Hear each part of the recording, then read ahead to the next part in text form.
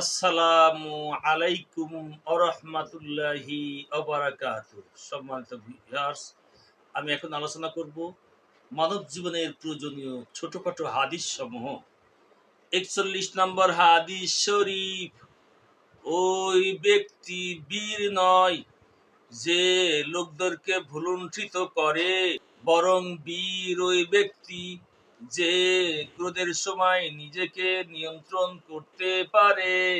৪২ নম্বর হাদিস শরীফ। যদি তোমার লজ্জা না থাকে তাহলে যা ইচ্ছা তাই করতে পারো। ৪৩ নম্বর হাদিস শরীফ। আল্লাহ তাআলার নিকট ও আমল সবচেয়ে বেশি প্রিয় যা সদা সর্বদা করা হয়, যদিও তা অল্প হয়। ৪০ নম্বর হাদিস শরীফ।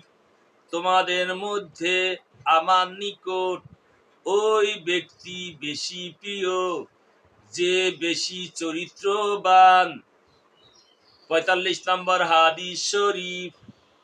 দুনিয়া মুসলমানদের জন্য কয়েদখানা এবং কাফেরদের জন্য বেহেশতখানা। ৪৬ নম্বর হাদিস শরীফ। কোনো ব্যক্তির জন্য তার অন্য কোনো ভাইয়ের সাথে ৩ দিনের বেশি সম্পর্ক ছিন্ন করে থাকা জায়েজ নেই। ৪৭ নম্বর হাদিস শরীফ। কোনো মুমিন একই গর্তে ২ বার দংশিত হয় না। ৪৮ নম্বর হাদিস শরীফ। ওই ব্যক্তি সফল যিনি ইসলাম গ্রহণ করেছেন এবং পরিমাণ মতো তার রিজিক মিলেছে, আর আল্লাহ তাআলা তাকে তার রুজির মধ্যে সন্তুষ্টি দান করেছেন। ৪৯ নম্বর হাদিস শরীফ।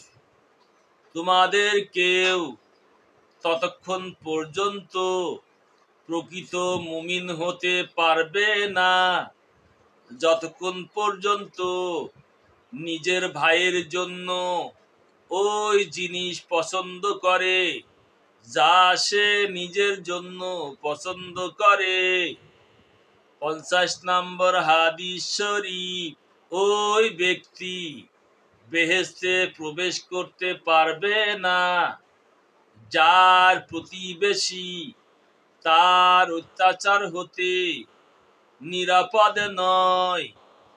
সম্মানিত উপস্থিতি, হাদিসগুলো আমাদের জানা খুবই জরুরি, বাস্তব জীবনে মেনে চলাও খুবই প্রয়োজন।